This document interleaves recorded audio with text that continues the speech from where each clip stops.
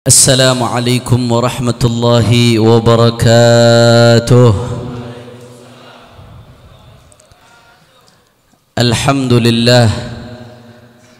Alhamdulillahi rabbil alamin wa bihi nasta'in ala umuri dunya waddin. Allahumma fassalli wa sallim wa barik wa karrim ومجد وعظم على سيدنا وحبيبنا وشفيعنا ونور قلوبنا محمد الفاتح لما أغلق والخاتم لما سبق ناصر الحق بالحق والهادي إلى الصراط المستقيم وعلى آله وصحبه حق قدره ومقداره العظيم يا فتاح يا عليم. أما بعد. Para alim ulama, para habaib, para asatid, para kiai, para sesepuh, para tokoh masyarakat, wabil khusus orang tua kita, pendidik kita, panutan kita, guru kita bersama Sayyidil Walid Al-Habib Ali bin Abdul Qadir bin Sahil. Mudah-mudahan Allah berikan beliau panjang umur, sehat walafiat, dan mudah-mudahan kita bisa istiqamah di bawah bimbingan beliau. Amin ya rabbal.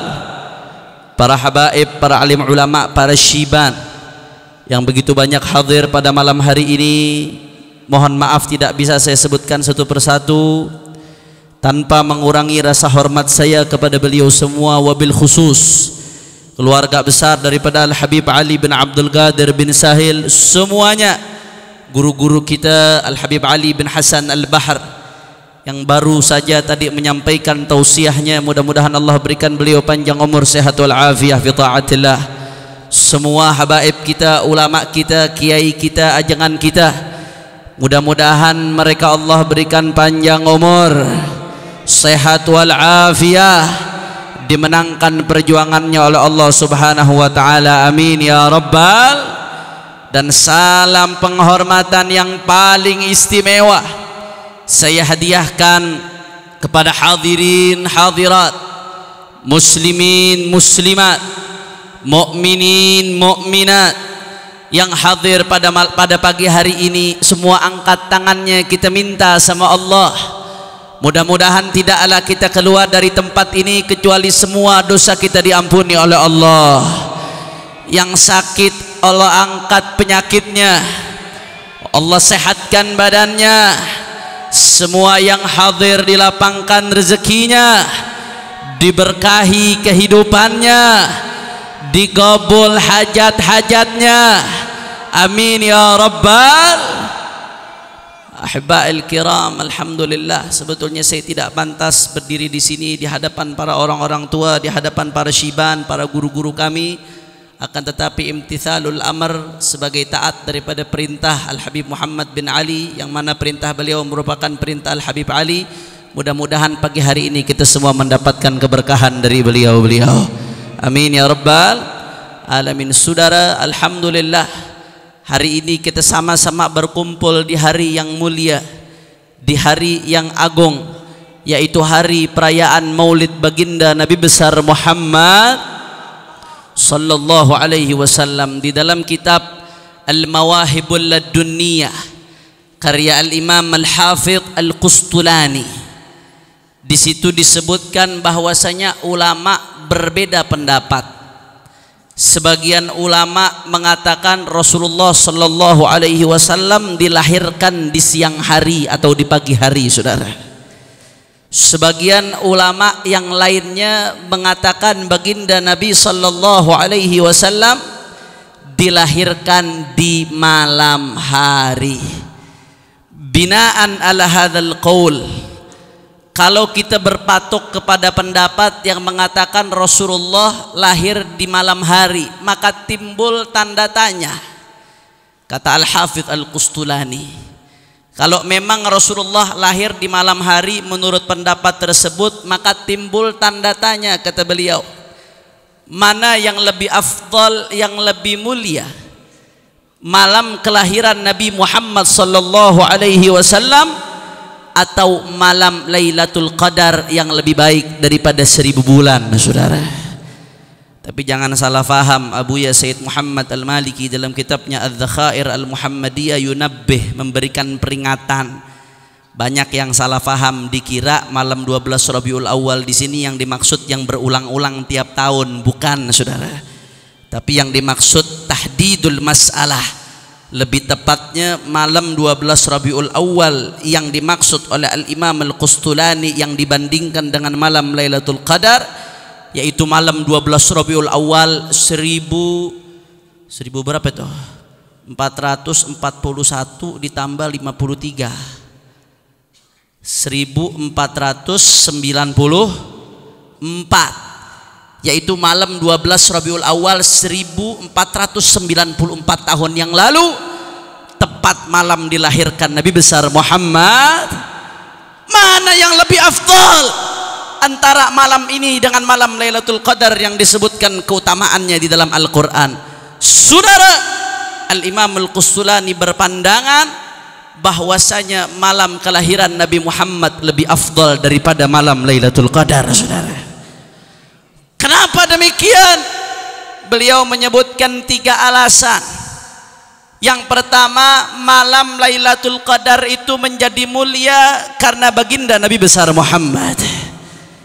Lailatul Qadar merupakan keistimewaan yang Allah berikan kepada umatnya baginda Nabi besar Muhammad.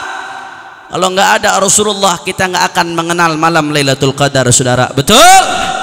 Tapi malam kelahiran Nabi adalah malam penyebab munculnya Rasul Sallallahu Alaihi Wasallam ke alam dunia ini, saudara. Sehingga malam yang berkaitan dengan Rasulullah, dengan munculnya Rasulullah, lebih mulia daripada malam yang dimuliakan karena baginda Nabi besar Muhammad. Kira-kira sampai sini jelas atau tidak? Itu alasan pertama, saudara. Kemudian alasan kedua yang disebutkan oleh Imam Al-Qustulani, kalau malam Lailatul Qadar itu menjadi mulia karena di dalamnya turun para malaikat. Inna anzalnahu fi Lailatul Qadar, fi Lailatul Qadar, Lailatul Qadri khairum min alfi syahr, tanazzalul malaikatu warruh. Penyebab malam Lailatul Qadar dimuliakan karena turunnya malaikat pada malam hari itu, saudara. Tapi malam kelahiran Nabi menjadi mulia bukan karena sebab datangnya malaikat, tapi menjadi mulia karena kelahiran, kemunculan baginda Nabi besar Muhammad. Saya mau tanya, Rasulullah sama malaikat lebih afdal mana? Ragu-ragu bener nih, Rasulullah sama malaikat lebih afdal mana? Kurang kompak, lebih afdal mana? Lebih afdal Rasulullah, saudara. Makanya Imam Qustulani mengatakan malam kelahiran Nabi lebih afdal. Kenapa? Karena ini penyebabnya adalah kelahiran Sayyidina Muhammad. Alasan ketiga yang disebutkan oleh Imam Al-Hafidh Al-Qustulani dalam Al-Mawahib Al-Laduniyah, kenapa malam Maulid lebih afdal daripada malam Lailatul Qadar? Alasan yang ketiga, kalau Lailatul Qadar Allah berikan hanya untuk umat Nabi Muhammad sallallahu alaihi wasallam, tapi diutusnya Nabi adalah rahmat, bukan hanya untuk umatnya Nabi, tapi untuk semesta alam, saudara. Karena Nabi Muhammad dikatakan oleh Allah Ta'ala, wa ma arsalnaka illa rahmatan lil alamin. Kira-kira sampai sini jelas atau tidak? Jelas atau tidak? Kalau begitu malam Lailatul Qadar sama malam kelahiran Nabi lebih afdal mana? Alhamdulillah. Saudara, tadi saya kutip di akhir ayat, wa ma arsalnaka rahmatan illa rahmatan lil alamin. Salah satu yang menjadi penyebab malam kelahiran Nabi lebih afdal karena Nabi adalah rahmat untuk semesta alam, saudara. Tapi mohon maaf, kita lihat belakangan ini banyak yang suka main-main dengan ayat ini, saudara. Betul? Ayat ini betul kalimat hak karena datangnya dari Allah Subhanahu wa taala. Nabi Muhammad memang diutus rahmatan lil alamin, rahmat bukan cuma untuk umat Islam, bukan cuma untuk manusia, tapi untuk semesta alam, ibadallah. Tapi kadang-kadang ayat ini suka dipelintir. Ayat ini suka dijadikan kedok untuk menjustifikasi penyelewengan ibadallah. Sebagai contoh, saya kasih contoh, ada yang pakai ayat rahmatan lil alamin, kita ini Islam rahmatan lil alamin. Islam rahmatan lil alamin itu penuh toleransi, akhirnya toleransinya kebablasan. Kita ini rahmatan lil alamin, bukan cuma buat umat Islam saja, tapi untuk semua umat. Makanya semua agama itu sama, semua agama masuk surga. Tuhan gak melihat apa agamanya, yang Tuhan lihat amal baiknya, yang Tuhan lihat sumbangsinya untuk manusia. Kita nih rahmatan lil alamin, toleransi, akhirnya kebablasan. Kita jaga gereja, kita rahmatan lil alam. Saya mau tanya, yang suka pakai senjata rahmatan lil alamin ada atau tidak? Orang kompak ada atau tidak? Kalau ada kira-kira jawab atau jangan? Jawab atau jangan? Ini jam berapa nih? Saya cuma sebentar katanya. Kira-kira lanjut apa jangan? Udah siang nih. Lanjut. Bau kebuli udah bereng-berengan tuh. Masih semangat? Lanjut. Saya dari tadi belum lihat semangatnya. Coba semua angkat tangannya, semua takbir. Takbir. Saudara, memang betul Islam ini rahmatan lil alamin. Tapi rahmatan lil alamin jangan dipelintir. Rahmatan lil alamin itu kalimat hak, kalimat yang benar saudara, datangnya dari Allah subhanahu wa ta'ala. Tapi kalau rahmatan lil alamin dijadikan justifikasi untuk pencampur adukan akidah, itu namanya kalimatu haqqin urida bihal batil saudara. Kalimat hak tapi yang dieksploitasi untuk kebatilan ibadallah. Lantas apa makna rahmatan lil alamin kepada orang-orang di luar Islam? Mari kita buka kitab-kitab tafsir saudara. Hampir di semua kitab tafsir menyebutkan bahwasanya bentuk rahmatan lil alaminnya Islam kepada orang-orang di luar Islam. Yang pertama, kalau dulu umat-umat sebelum umat Nabi Muhammad, begitu mereka kafir, begitu mereka membangkang, langsung ada istisal, langsung diadab sama Allah, dibinasakan secara sekaligus saudara. Umat Nabi Nuh nggak beriman sama Nabi Allah Nuh setelah bertahun-tahun didakwahin saudara. Akhirnya Allah kirim banjir bandang, yang selamat cuma yang beriman, yang ikut naik perahu. Sisanya semua yang kafir, yang ingkar, dibinasakan sekaligus oleh Allah subhanahu. Itu baru satu contoh kata ulama mufassirin, belum contoh-contoh yang lainnya. Umat-umat dulu begitu ingkar sama nabinya saudara, dibinasakan secara sekaligus. Tapi kata ulama mufassirin, bentuk rahmatan lil alaminnya Islam kepada orang-orang di luar Islam, umat Nabi Muhammad, walaupun ada yang kafir, walaupun ada yang ingkar saudara, nggak dibinasakan sekaligus saudara. Ya di akhirat mereka diadab, dihisab, tapi di dunia nggak dibinasakan sekaligus. Mereka masih dikasih kesempatan hidup. Di dunia diulur sama Allah, di akhirat nanti baru dihisab ibadallah. Kenapa? Karena ini bagian dari rahmatnya baginda Nabi besar Muhammad. Kira-kira jelas atau tidak? Itu yang pertama, makna rahmatan lil alamin kepada orang-orang di luar Islam saudara. Kemudian yang kedua, apa sih makna rahmatan lil alamin kepada orang di luar Islam? Apakah campur aduk akidah? Apakah dengan mencampur adukan keyakinan? Bukan.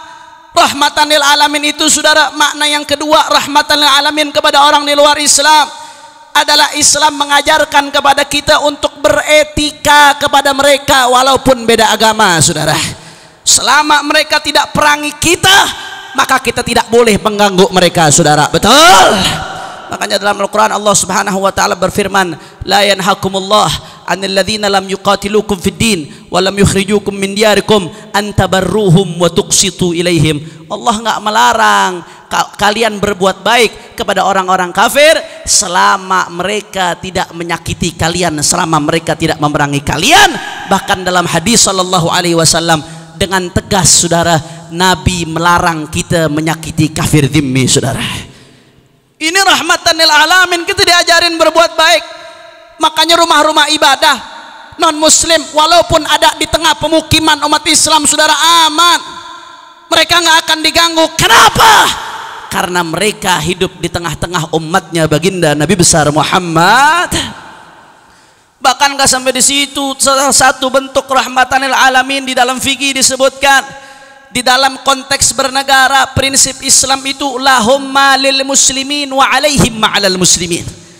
Orang-orang di luar Islam punya hak yang sama dengan orang Islam, nggak dibeda-bedakan, saudara. Orang-orang di luar Islam punya kewajiban yang sama dengan orang-orang Islam, saudara. Mereka tidak diskriminasi, mereka tidak dimarginalkan, mereka diberikan hak yang sama, mereka diberikan kewajiban yang sama. Kenapa? Karena Islam rahmatan lil alamin. Tapi ada pengecualian, illa mastuthniya likulli qa'idatin mustathna. Setiap kaidah itu punya pengecualian. Begitu juga masalah ini, hak dan kewajiban sama, tapi ada pengecualian. Undang-undang aja boleh ada pengecualian, masa syariat nggak boleh ada pengecualian, saudara? Betul? Bentuk pengecualiannya apa? Salah satu bentuk pengecualiannya dengan Al-Quran. Orang non muslim, saya mau tanya, boleh nggak menjadi pemimpin di daerah mayoritas muslim? Boleh atau tidak? Nggak boleh, saudara. Ini salah satu bentuk pengecualian hak dan kewajiban yang sama, saudara. Perempuan muslimah boleh nggak nikah sama laki-laki non muslim? Nggak boleh, saudara. Ini salah satu bentuk pengecualian. Tapi secara umum, secara global, lahum ma'alal muslimin, hak mereka sama dengan hak umat Islam, kewajiban mereka sama dengan kewajiban Islam. Ini merupakan bentuk rahmatan lil alamin. Jadi jangan salah kaprah. Mohon maaf, zaman sekarang kadang-kadang banyak yang bicara rahmatan lil alamin, rahmatan lil alamin, tapi nggak paham maksudnya apa, saudara. Betul? Betul. Dia bicara tapi nggak paham maksudnya apa, akhirnya disalahartikan. Rahmatan lil alamin dibilang campur adukan akidah. Hati-hati, saudara, urusan akidah nggak bisa dicampur adukan. Syariat Nabi Muhammad tegas, saudara. Syariat Nabi Muhammad tegas. Bagaimana urusan akidah? Lakum dinukum waliyadin, bagiku agamaku, bagimu agamamu. Inna dina indallahil Islam, agama yang benar bagi kita adalah Islam, saudara. Selain Islam maka tidak diterima oleh Allah Subhanahu. Mohon maaf, saya kenapa bahas ini? Karena sekarang makin banyak, saudara. Katanya kalau ada yang ceramah menganggap Islam yang benar cuma Islam doang, berarti itu radikal, saudara. Itu nggak rahmatan lil alamin. Nggak rahmatan lil alamin dari mananya? Fahami dulu makna rahmatan lil alamin. Buka kitab-kitab tafsir. Jangan menerjemahkan rahmatan lil alamin sesuai dengan hawa nafsu, saudara. Betul? Mencampur adukan akidah itu bukan rahmatan lil alamin, tapi itu adalah fasadan lil alamin. Itu adalah membuat kerusakan di alam semesta, saudara. Hati-hati. Ahlus sunnah wal jamaah tegas urusan campur aduk akidah, saudara. Jauh-jauh hari Al-Imamun Nawawi udah ngeluarin fatwanya sebelum MUI mengeluarkan fatwa. Ahlan wa sahlan. Guru kita Profesor Dr. Al-Habib Ahmad Al-Kaf. Mudah-mudahan Allah berikan beliau panjang umur, sehat walafiat. Jadi hati-hati, saudara. Sebelum MUI mengeluarkan fatwa tentang pluralisme mencampur adukan akidah, jauh-jauh hari Al-Imamun Nawawi sudah keluarkan fatwa tentang itu, saudara. Di dalam kitab Rawdatul Talibin, ini bukan omongan saya, bukan omongan habaib zaman sekarang, bukan omongan ulama zaman sekarang, tapi ini omongannya Al-Imamun Nawawi, saudara. Jauh-jauh hari dalam kitabnya Rawdatul Talibin, Al-Imamun Nawawi mengatakan apa? Barang siapa man lam yukaffir mandana bi ghairil Islam. Hati-hati. Man lam yukaffir mandana bi ghairil Islam au syakka fi kufrihim au sahhaha madhhabahum fahuwa kafir wa in i'taqada ma'a dzalikal Islam wa azharahu, saudara. Ditegesin sama Imam Nawawi. Hati-hati, itu paham pluralisme, kata beliau, saudara. Imam Nawawi mengatakan apa? Barang siapa yang tidak menganggap agama selain Islam kafir. Oh, itu nggak kafir, itu kita jangan merasa benar sendiri lalu yang lain kita katakan kafir. Yang lain itu nggak kafir, nggak boleh kita klaim kafir. Itu yang pertama. Au syakka fi takfirihim, atau ragu-ragu, aduh saya nggak berani dah, saya nggak tahu, nggak mau benar sendiri, mungkin aja yang di luar Islam tuh benar, saya yang nggak benar. Ragu-ragu kafir atau enggak yang di luar Islam. Au sahaha madhabahum, atau mengatakan semua agama benar, nggak harus Islam, semua agama benar. Kata Kata Imam Nawawi apa? Fahuwa kafir. Keyakinan seperti ini bisa menyebabkan seseorang keluar dari Islam, saudara.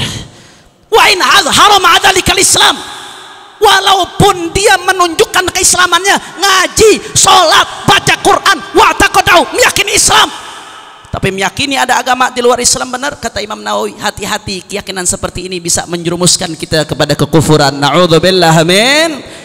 Makanya hati-hati, bentengi anak-anak kita. Sekarang mulai di kampus-kampus, saudara, di sekolah-sekolah, anak-anak kita dicekokin, suruh minder sama keislamannya, meyakini kebenaran Islam, yang lain nggak benar saja sudah takut, saudara. Tanamkan kepada mereka agama yang benar cuma Islam, yang diterima Allah cuma Islam, selain Islam tidak diterima. Tapi kita tetap patut berbuat baik dengan mereka karena Islam adalah rahmatan. Kira-kira sampai sini jelas atau tidak?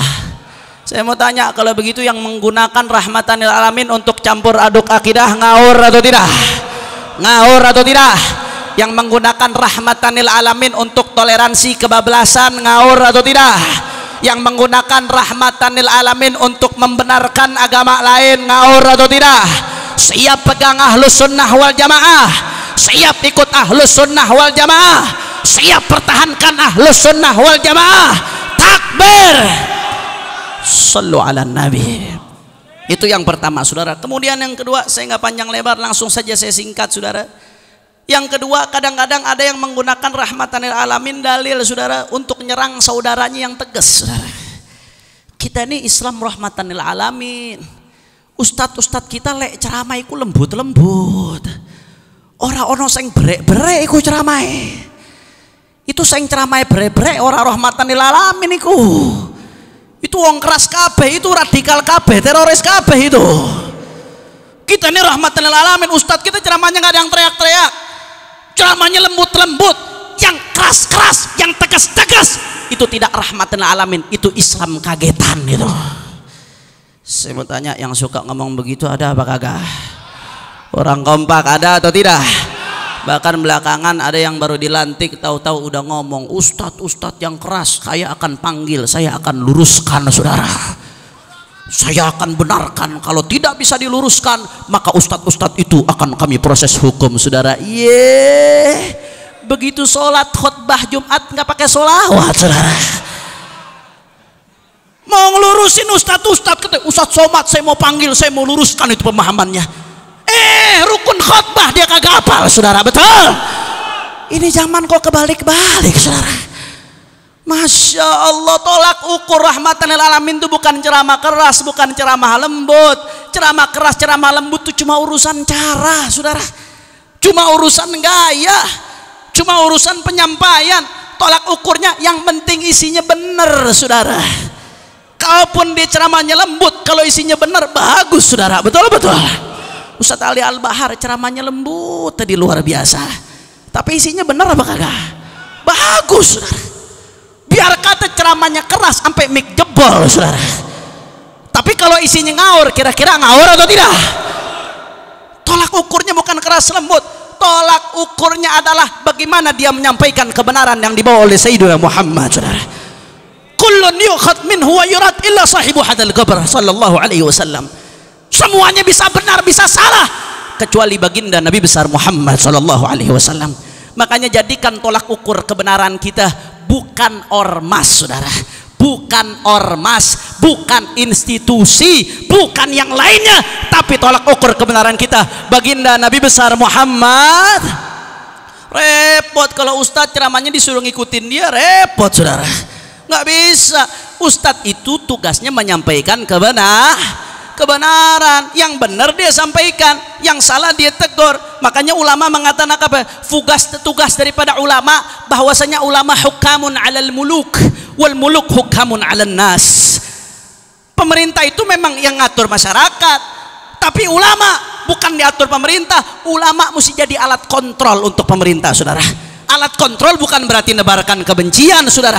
Bukan. Alat kontrol adalah kalau benar didukung ibarat Allah, tapi kalau salah wajib untuk diluruskan, saudara. Dulu Nabi Muhammad juga mau diatur begitu, saudara.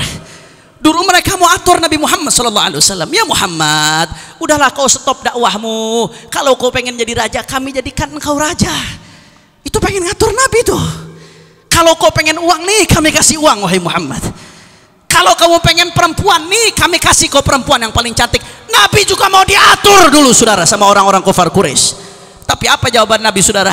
Wallahi ya am, law wada'u syamsa biyamini au qamara biyasari ala an atruka hadzal amr wallahi lan atrukahu hatta adharahu Allah au ahlik dunah.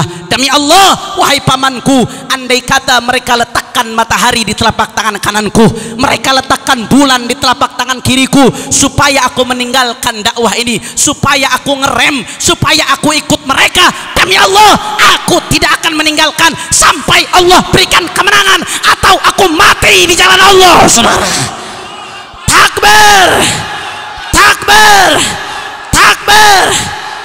Kira-kira sampai sini jelas atau tidak? Jelas atau tidak?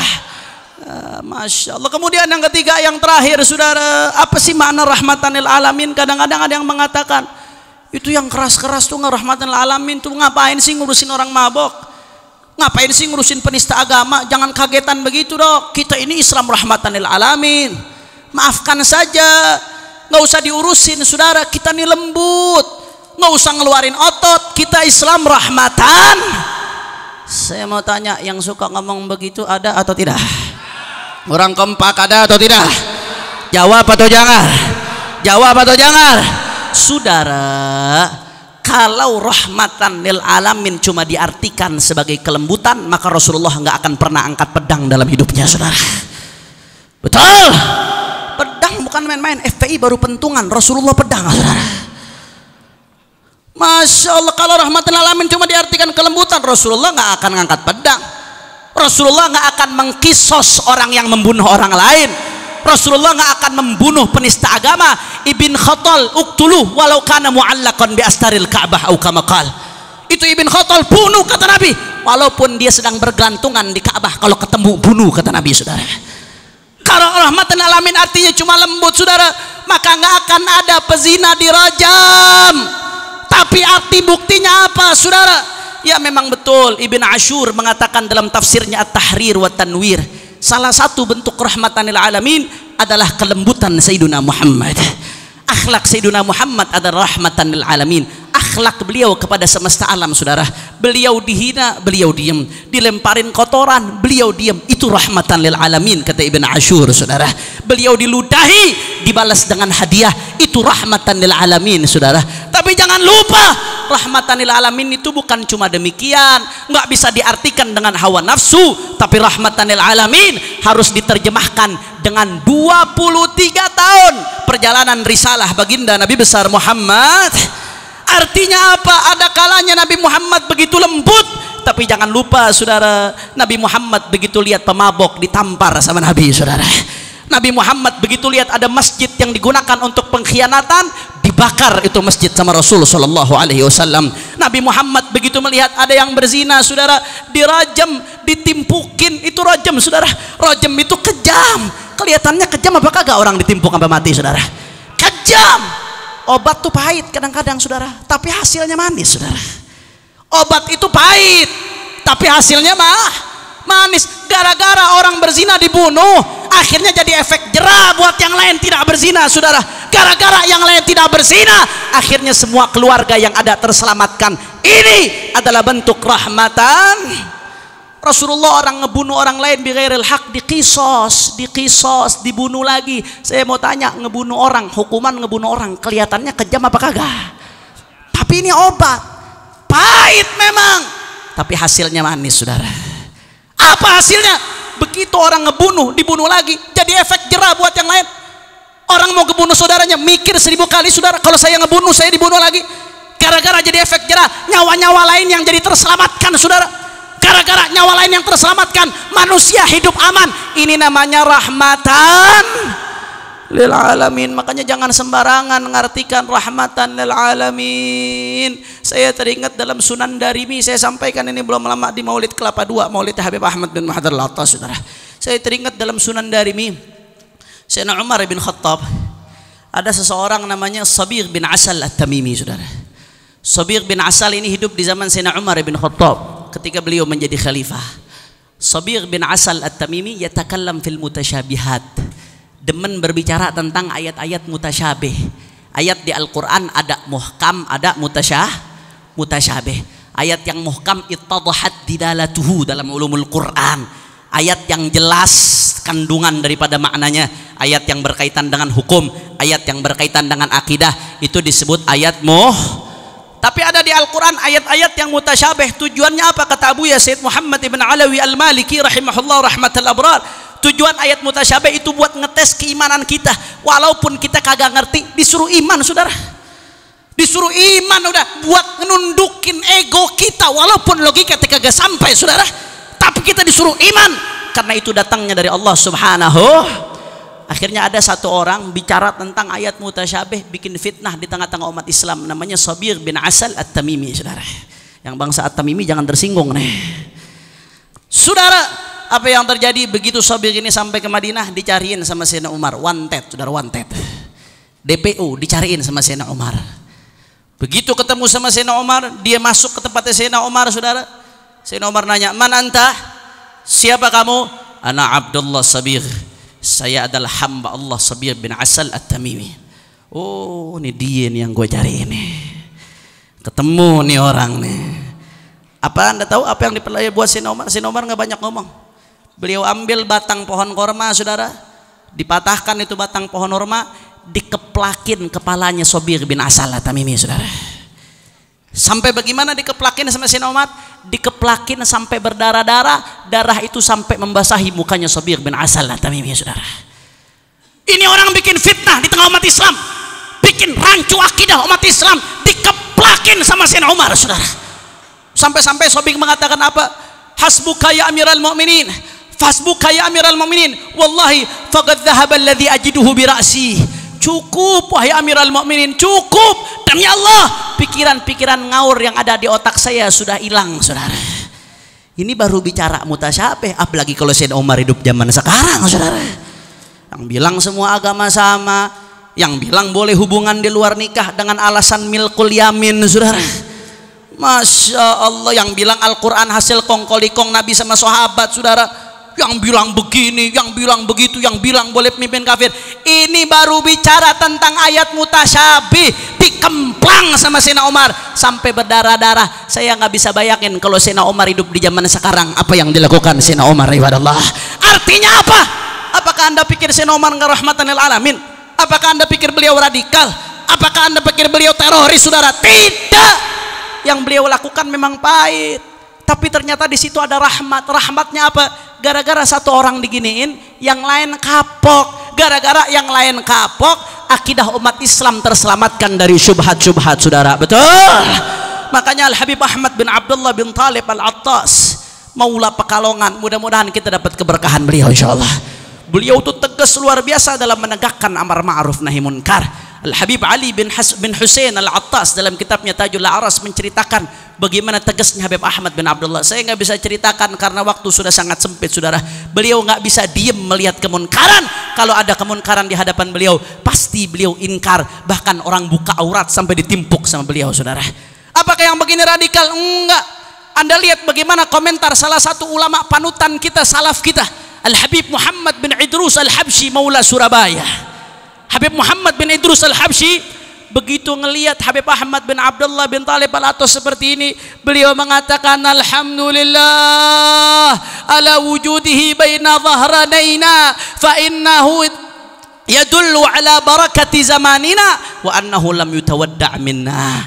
Kata Habib Muhammad bin Idrus Al-Habsyi, alhamdulillah ada yang masih model Habib Ahmad bin Abdullah bin Talib, yang masih berani menyampaikan kebenaran walau harus ditangkap, saudara, walaupun harus diancam, walaupun harus diintimidasi. Alhamdulillah, kata Habib Ahmad bin Idrus, masih ada yang macam beliau yang menyampaikan kebenaran secara terang-terangan. Fa innahu yadullu ala barakati asrina. Selama masih ada orang seperti Habib Ahmad bin Abdullah bin Talib yang punya ghirah umariyah, yang selalu menyampaikan hak walau kana pahit, saudara, kata beliau, ini menandakan zaman kita masih ada keberkahan, kata beliau, saudara. Bahkan nggak sampai di situ, wa annahu lam yutawadda' minna. Ini bukti bahwasanya Allah belum cabut keberkahan dari kita. isyaratan ila qaulihi sallallahu alaihi wasallam, idza habat ummati an taqula lidh-dhalim ya zalim faqad tudi'a minha. Beliau pengen ngasih isyarat kepada hadis Nabi. Apa maksudnya belum dicabut dari kita? Ngasih isyarat. Nabi pernah ngomong, kalau umatku sudah takut, idza habat ummati an taqula lidh-dhalim ya zalim, kalau umatku sudah tidak berani untuk mengatakan kepada orang zalim, hei zalim, kalau umatku sudah tidak berani untuk mengatakan yang hak itu hak, yang batil itu batil, faqad tudi'a minha, ay nuzi'at minhal barakah, maka telah dicabut keberkahan dari umatku, saudara. Makanya alhamdulillah kita bersyukur atas keberadaan ulama-ulama kita yang berani ngambil resiko menyampaikan kebenaran, yang berani keluar dari zona nyamannya, saudara. Kalau mau jujur, semua orang juga pengen milih tenang, saudara, betul? Semua orang juga pengen milih aman, saudara. Semua orang pengen milih hidup enak. Tapi alhamdulillah Allah masih gerakkan ada ulama-ulama kita yang rela menyampaikan kebenaran walaupun itu pahit, walaupun resikonya begitu besar, saudara. Makanya saya ajak umat Islam, saudara, udah pilpres sudah lewat kemarin, nggak usah mikirin pilpres lagi, udah selesai, udah nggak ada begini, nggak ada begini lagi, saudara. Udah nggak ada satu, nggak ada dua lagi, saudara. Tapi yang ada kepalkan tangan, ibadallah. Apa artinya kepalkan tangan? Artinya kita lawan kezaliman, tegakkan keadilan. Tidak usah lihat partai manapun, tidak usah lihat siapapun, saudara. Yang kita lihat baginda Nabi Muhammad, yang kita lihat adalah agama Allah. Terus sampaikan kebenaran, saudara. Tidak peduli dicaci, dimaki, dihina, difitnah, dipenjara sampai mati sekalipun, umat Islam tidak boleh mundur untuk sampaikan kebenaran, saudara. Takbir, takbir. Makanya sekali lagi saya mau tanya, umat Islam siap bersatu? Orang keras umat Islam siap bersatu? Orang kencang siap bersatu? Siap rapatkan barisan? Siap bela Allah? Siap bela Nabi? Siap ikut komando ulama? Siap jaga NKRI?